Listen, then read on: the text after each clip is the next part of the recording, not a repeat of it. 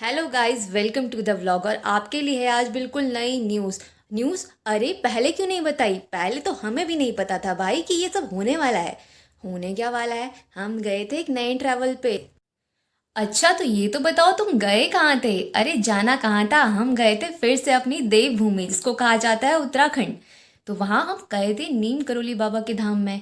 और ये यात्रा कैसे शुरू हुई धीरे धीरे मैं आपको बताती हुई चलूंगी। हम गए पहले नीम करोली बाबा, फिर उसके बाद कहाँ पे, चितई गोयल देवता। आपने सुना ही होगा उनके जस्टिस के बारे में, वो कितने न्यायप्रिय देव हैं, ये तो आपको पता ही होगा। और जो नहीं पता ना, अभी जो लगी हुई आपको दिखेंगे लेटर्स, कितने लोगों ने अपने लेटर्स वहाँ जाके चिपकाए हैं, कितने लोगों को वहाँ न्याय मिला है, कितने लोगों ने वहाँ ढेरों घंटियाँ चढ़ाई हैं और कितनी तेज तेज आवाज़ें करती हैं, ये सभी अब देखने वाले हो व्लॉग में। और उसके बाद हम गए थे जागेश्वर धाम मंदिर, जो कि है दारूका वन में। और इतना खूबसूरत मंदिर है, इतना खूबसूरत। वो अकेला मंदिर नहीं है, वहाँ है पूरे 125 मंदिर। और जो वहाँ पे फॉरेस्ट है ना, वो बिल्कुल इतना अच्छा है, इतना सुंदर है कि आपका मन ना वहीं का होके रह जाएगा। तो चलिए मेरे साथ इस छोटे से ट्रिप में। और ये वीडियो आ रही है पूरे कई महीनों बाद, तो आपको लगने वाली है थोड़ी सी इंटरेस्टिंग, क्योंकि ट्रैवल तो इंटरेस्टिंग होता ही है। दोस्तों सच बताऊँ ना, इस ट्रिप का हमने बिल्कुल भी प्लान नहीं किया था, ये बस अचानक से बन पड़ी।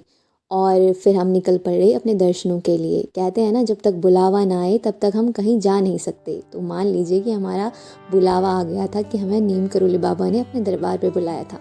हमने सोचा था कि हम जाएंगे कैंची धाम, इसके लिए हमें पकड़नी थी बस। और बस पकड़ने के लिए हम सभी लोग को जाना था आनंद विहार। आनंद विहार से ही हमने सोचा था कि हम लोकल रोडवेज़ लेके जाएंगे। हमने इसके लिए बुक करी थी एक उबर, जिससे कि हमें आनंद विहार पहुंचना था। सभी लोग मस्ती में जा रहे थे, सभी लोग मस्त थे, क्योंकि बाबा का बुलावा जो आया था। उसके बाद हमने ली अपनी रोडवेज़ की गाड़ी और हम लोग कर रहे थे खूब सारी बातें। और बातें करते हुए हम जा रहे थे। हमें भी इस गाड़ी से जाना था हल्द्वानी, और हमें कैंची धाम जाने के लिए एक बस और चेंज करनी थी। सभी को नींद आ रही थी, खाते पीते मस्ती करते हुए सभी लोग जा रहे थे।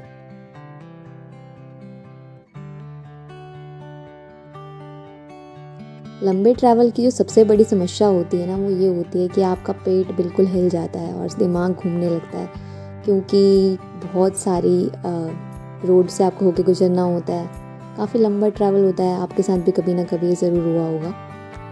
और फिर हमने यहाँ से ली हल्द्वानी से कैंची धाम के लिए दूसरी बस, और हम करीब 2:30 बजे यहाँ से चल पड़े कैंची धाम की तरफ। ये बस हमें करीब 2 घंटे बाद छोड़ने वाली थी कैंची धाम। हम पहुँचे कैंची धाम, बहुत रूम ढूंढने पर भी हमें कोई रूम नहीं मिला। फिर एक छोटा सा रूम मिला, तो हमने सोचा अब टाइम तो ज़्यादा नहीं है, हमें निकलना भी है। कैंची धाम से हमने फटाफट नहाया, फटाफट तैयार हुए, और फिर हम जल्दी से निकल पड़े कैंची धाम की तरफ। तो यहाँ पे सभी लोग ठंड में आग सेक रहे थे और तैयार हो रहे थे फटाफट। और अब हम निकल पड़े हैं कैंची धाम की ओर। कैंची धाम हमारे रूम से काफ़ी दूर नहीं था, बस कुछ ही दूर पे था। बोलो नीम करोली बाबा की जय। बिना बुलाए आप नहीं आ सकते, जब तक भगवान आपको ना बुलाए ना, तब तक आप यहाँ नहीं आ सकते। पहाड़ों में ठंड का अलग ही एहसास होता है। और सुबह सुबह जो टेम्परेचर था वो था 9 डिग्री सेल्सियस। ठंड काफ़ी हो रही थी।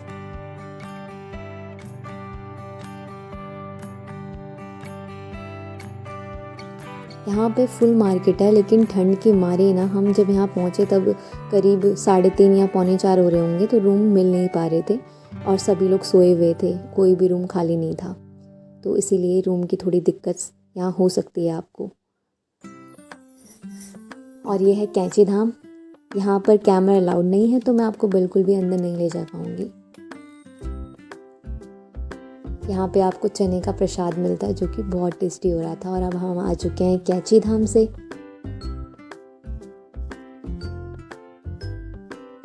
अब हमने सोचा कि अब क्या किया जाए, अब कहाँ जाया जाए, क्योंकि हमारे दर्शन सुबह सुबह ही हो चुके थे। हम 8:30 बजे ही फ्री हो चुके थे।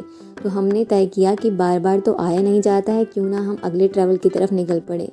हम निकल पड़े चितई गोयल देवता की। जो लोग उत्तराखंड देवभूमि से हैं, वे इनकी मान्यता जानते होंगे, जिनको कि वन का देवता माना जाता है। इनका नाम गोयल देव जी है। यहाँ जाने के लिए हमने बुक कर ली थी एक गाड़ी, जिसका किराया हमें करीब 6,000 रुपये पड़ा। और उन्होंने कहा कि वे हमें फिर से हल्द्वानी छोड़ देंगे। हम लोग खूब मस्तियाँ कर रहे थे और मस्तियाँ करते हुए जा रहे थे।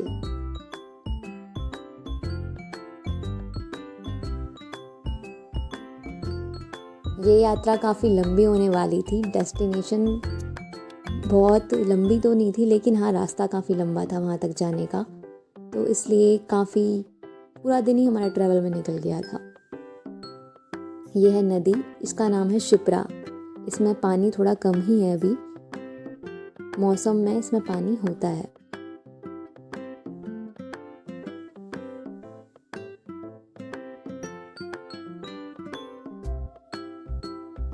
और ये प्यारी सी शिप्रा नदी, मन को आकर्षित करते हुए वन और हमारी गाड़ी, हमारी मस्ती, और ये हम पहुंच गए चितेई गेल देवता के मंदिर, जिन्हें कहा जाता है न्याय का देवता।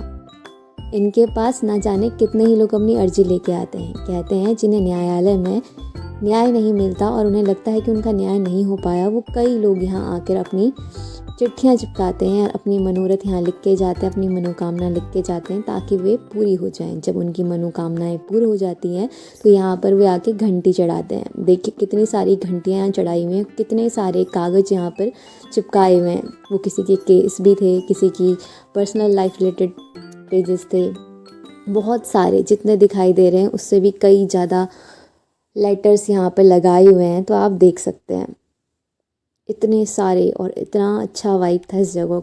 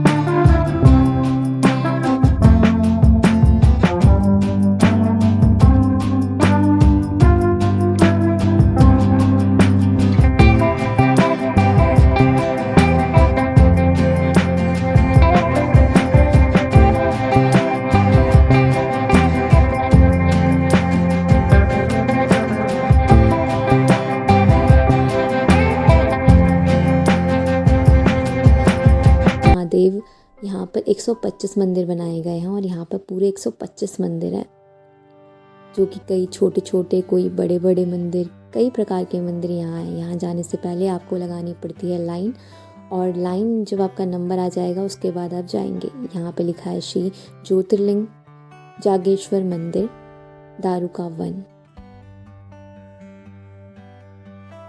और यह मेन द्वार है जहाँ पे जागेश्वर ज्योतिर्लिंग रखा हुआ है। इसके अंदर फिर से कैमरा अलाउड नहीं है। हालांकि कुछ लोग ज़बरदस्ती तो कैमरा ले जा रहे थे, लेकिन ऐसे जगहों पर जहाँ पे मना कर दिया जाए वहाँ कैमरा ले जाने जैसी कोई बात नहीं रह जाती है। तो मैं भी जब द्वार से अंदर प्रवेश कर रही थी तो उसके बाद मैंने अपना कैमरा रख दिया था। हाँ, बाहर से फ़ोटोग्राफी अलाउड थी तो बाहर से मैंने किया। और ये जो पेड़ आपको दिखाई दे रहा है, ये शिव पार्वती रूपी दारुका का पेड़ है, और इसके नीचे रखे हुए हैं महादेव। मैंने इन्हें चुनरी उड़ाई, और यहाँ पे लिखा भी हुआ है दारुका वृक्ष रूपी भगवान शिव एवं माँ पार्वती। आसपास का माहौल इतना अच्छा, इतना प्यारा एनवायरनमेंट है।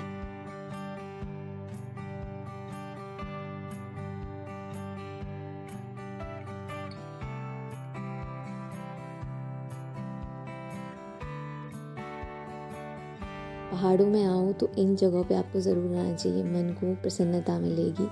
और ये जो आपको नीचे पत्थर बिछाए हुए दिख रहे हैं, जितने भी पत्थर, ये आपको शायद पत्थर दिख रहे हो, लेकिन इस पर चलने पर ऐसा लग रहा था जैसे हम बर्फ़ के सिल्लियों पर चल रहे हो, क्योंकि यहाँ बर्फ़ भी जमी हुई थी, थोड़ी थोड़ी जमी हुई थी, क्योंकि काफ़ी लोग आए हुए थे। नहीं तो मुझे लगता है कि शायद रात के वक्त यहाँ बर्फ़ जमती भी हो।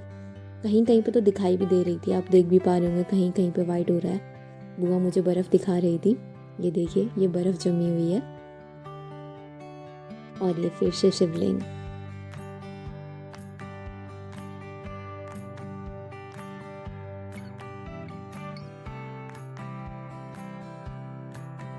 ये देखिए जो वाइट वाइट दिखाई दे रहा है, सारी बर्फ़ जमी हुई है ज़मीन पे। और ये दारू का वन फिर से, और ये सारी बर्फ़ जमी हुई है जो आपको वाइट वाइट दिखा रहे हैं। कई प्रकार के मंदिर हैं, छोटे बड़े, बहुत सारे मंदिर हैं। और हमने लिया यहाँ पर प्रभु का आशीर्वाद। हर एक जगह हम घूम रहे थे, प्रभु का आशीर्वाद ले रहे थे। और यहाँ पर इतना अच्छा लग रहा था ना, देखिए